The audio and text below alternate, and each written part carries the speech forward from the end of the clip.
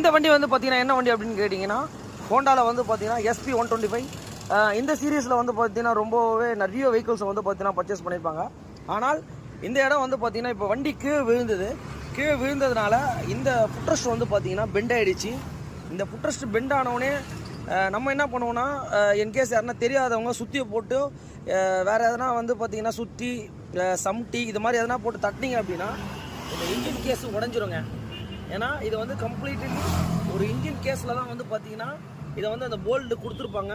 விழுந்தோம் அப்படின்னா engine case உடையாமல் இருந்தால் ஓகேங்க. இன்கேஸ் இன்ஜின் கேஸே உடஞ்சிச்சுன்னா 2 இன்ஜின் கேஸும் ரைட் லெஃப்ட் மாத்திர மாதிரி இருக்கும். உங்களுக்கு ஒரு ஹீட் பண்ணி தான் நம்ம பெண்ட் எடுக்க போகிறோம். எப்படி எடுக்குதுன்றதை பார்த்துடலாம். உங்களுக்கு இந்த வெஹிக்கிளுக்கு நம்ம என்ன பண்ணுறோம் அப்படின்னு கேட்டிங்கன்னா இங்கே பாருங்கள், ஃபுல் அண்ட் ஃபுல் ஹீட் பண்ணோம் அப்படின்னா இந்த ப்ராப்ளம் வந்து பார்த்தீங்கன்னா நம்ம இப்படி தான் சால்வ் பண்ணோம். ஏன்னா இன்ஜின் கேஸ் புரோக்கன் ஆகிடுச்சுன்னா பெரிய இஷ்யூ ஆகிடும். யாருமே ஃபுல் அண்ட் ஃபுல் ஹீட் பண்ணும் போது அந்த கம்பி என்ன ஆகும்னு கேட்டிங்கன்னா நம்ம மெல்ட்டில் அழகாக வந்து பார்த்தீங்கன்னா அதை பெண்ட் எடுக்க போகிறோம். நம்ம இதெல்லாம் இதுக்காக மாற்ற வேண்டிய அவசியம் கிடையாது. உங்களுக்கு சும்மா லைட்டாக தட்டினாலே இருந்துச்சு பாருங்க. இதுதான் இருக்கிற விஷயங்க. ஹீட் பண்ணாமல் பண்ணிங்கன்னா உங்களுக்கு வந்து பார்த்தீங்கன்னா உடஞ்சிரும். இன்னும் லைட்டாக தட்டு ஓகேண்ணா. இந்த மாதிரி ஒரு எலக்ட்ரிக் வரங்க நம்ம ஹீட் பண்ணி ஜஸ்ட் நம்மளுடைய ஜிக்ஸாக் பெயிண்டிங் மட்டும் அங்கே பண்ணிட்டோன்னா போதும். உங்களுக்கு இந்த ப்ராப்ளம் வந்து பார்த்தீங்கன்னா சால்வ் ஆயிடுச்சு. இந்த ப்ராடக்ட்டை வந்து பார்த்தீங்கன்னா மாற்றணும்னு அவசியம் கிடையாது.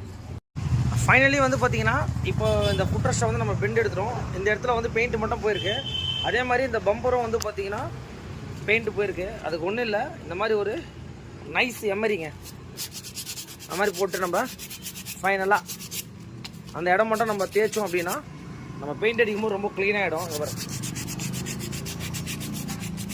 ஒரு ஒர்க்கை வந்து பார்த்தீங்கன்னா நம்ம ஃபுல்ஃபில் பண்ணணும் அப்படின்னா இந்த மாதிரி வந்து ஒரு நீட் ஒர்க்காக பண்ணணும். நம்மளோட ஜிக்ஸாக் பெயிண்டிங் தான் இப்போ நம்ம பண்ண போகிறோம்.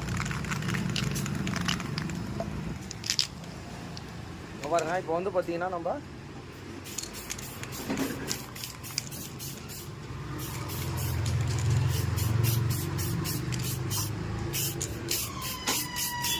ரொம்ப ஒரு பர்ஃபெக்டாக வந்து பார்த்தீங்கன்னா இந்த ஒர்க்கை நம்ம பண்ணி முடிச்சிட்டோம்.